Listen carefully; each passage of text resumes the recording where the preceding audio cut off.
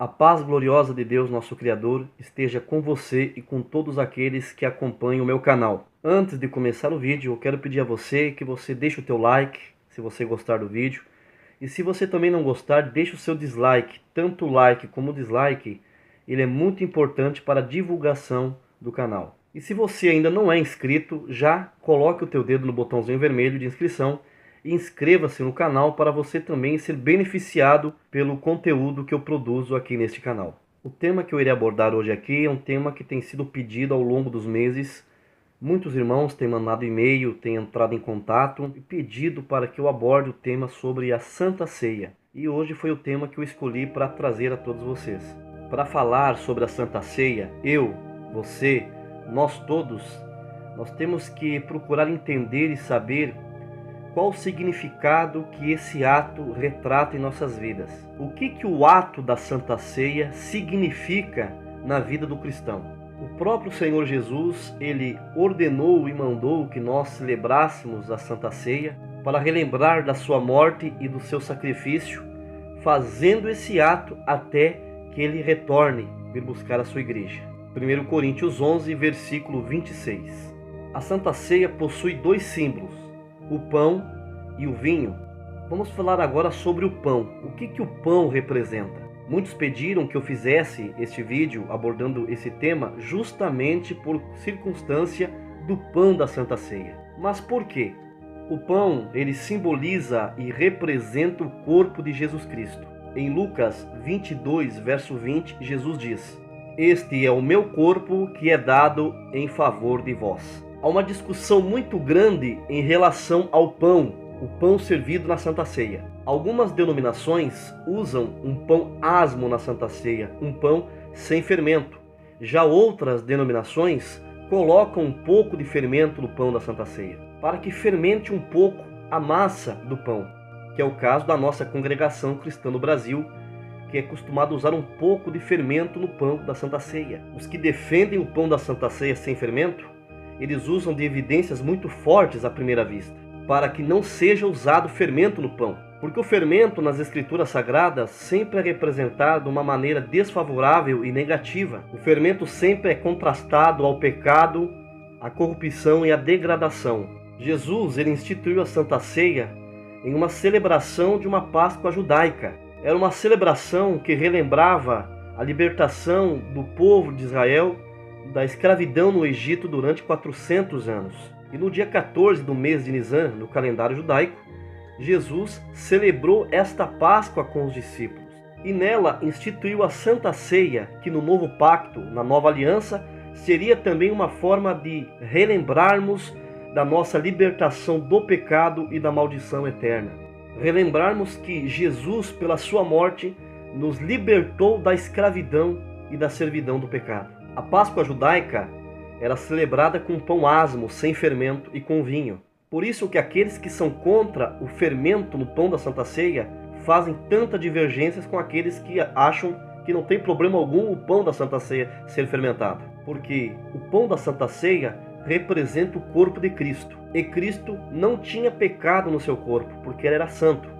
Então já os que acham que o pão não deve ser fermentado, eles usam este argumento para se levantar contra o pão da Santa Ceia com fermento. Porque o fermento simboliza o pecado, então se o pão representa o corpo, então eles dizem que estariam profanando o corpo de Cristo.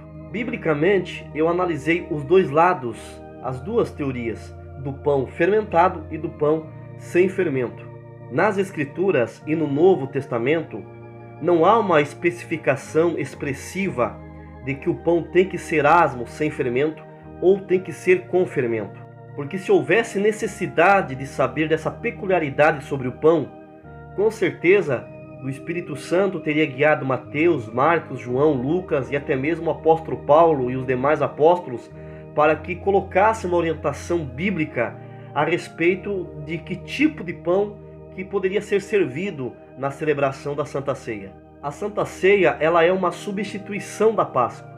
Não é porque na Páscoa era celebrada com pão asmo que na Santa Ceia, no Novo Pacto, o pão tem que ser também asmo, sem fermento. Para aqueles que acreditam que tem que continuar celebrando a Santa Ceia com pão asmo porque a Páscoa era celebrada com pão asmo, pão sem fermento, se nós seguirmos esta linha de raciocínio, a Santa Ceia teria que continuar sendo celebrada com pão, com vinho, com um cordeiro assado e com ervas amargas, porque era assim que era celebrada a Páscoa do Antigo Testamento, porque era isto que era posto à mesa na Páscoa judaica. O interessante é observar que na Páscoa que Jesus estava celebrando com seus discípulos, você não vê menção de um cordeiro assado e nem de ervas amargas, porque Jesus, ele era o próprio cordeiro que estava à mesa.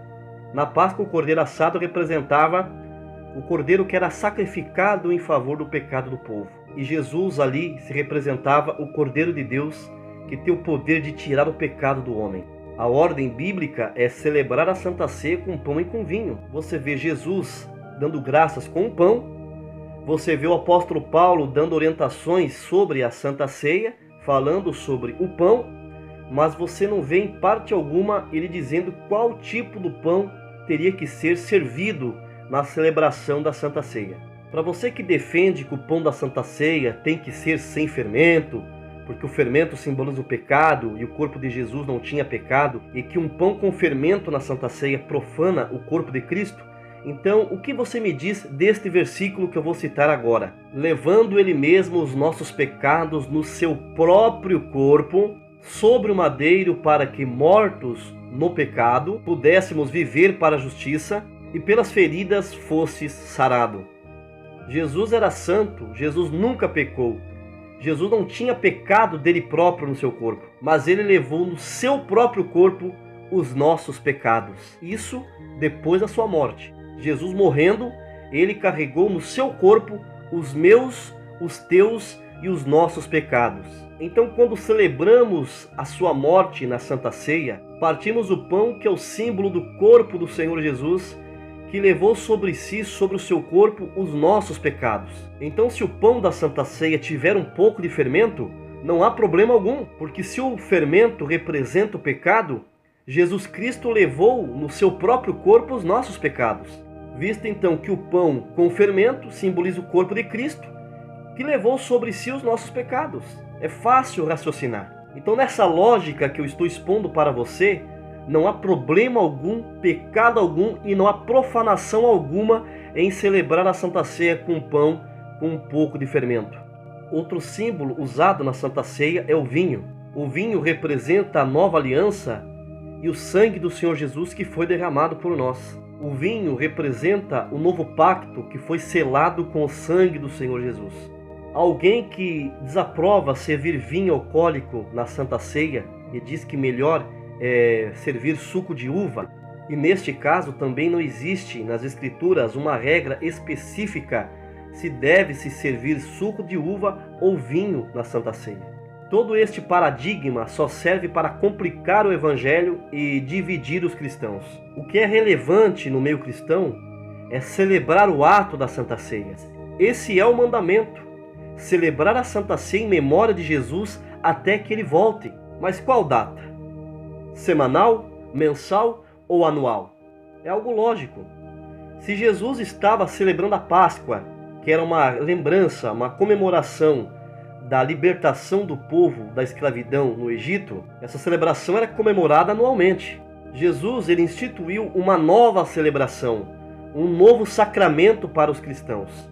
Jesus mandou nós relembrarmos a sua morte e o seu sacrifício. E é lógico, é óbvio que é uma vez ao ano. Ninguém comemora uma data semanalmente ou mensalmente. É comemorada anualmente. Então a Santa Ceia, biblicamente, deve ser realizada anualmente, uma vez ao ano. Mais uma vez eu te peço que, se você gostou desse vídeo, deixe o teu like. Se você ainda não é inscrito do canal, inscreva-se aqui para que você possa acompanhar o conteúdo que eu produzo aqui no YouTube. Não esqueça de ativar o sininho das notificações para que você continue recebendo notificações de novos vídeos. Se você acha importante o que você assistiu aqui, recomende para seus amigos, compartilhe nas suas redes sociais e ajude a divulgar o meu canal. Termino agradecendo a tua audiência e saudando a você com a santa paz de Deus, o nosso Criador, e um ósculo santo da caridade dentro do teu coração. Deus abençoe, até o próximo vídeo.